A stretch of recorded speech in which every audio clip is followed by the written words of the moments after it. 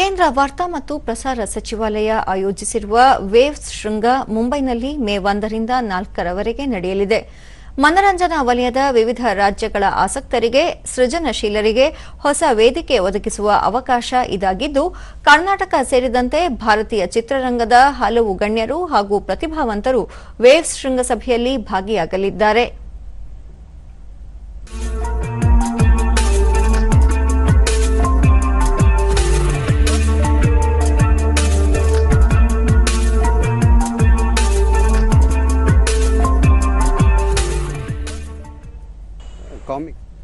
ದೂರದರ್ಶನದೊಂದಿಗೆ ಕ್ವಿಕ್ಸೋಟಿಕ್ಸ್ ಸಂಸ್ಥೆಯ ಮುಖ್ಯಸ್ಥ ಅವನೀಶ್ ಪಾಠಕ್ ಮುಂಬೈನಲ್ಲಿ ನಡೆಯಲಿರುವ ವೇವ್ಸ್ ಶೃಂಗಸಭೆಯಲ್ಲಿ ಪಾಲ್ಗೊಳ್ಳುತ್ತಿದ್ದು, ದೇಶದ ಮನರಂಜನಾ ವಲಯದ ಅತಿದೊಡ್ಡ ಕಾರ್ಯಕ್ರಮ ಇದಾಗಿದೆ.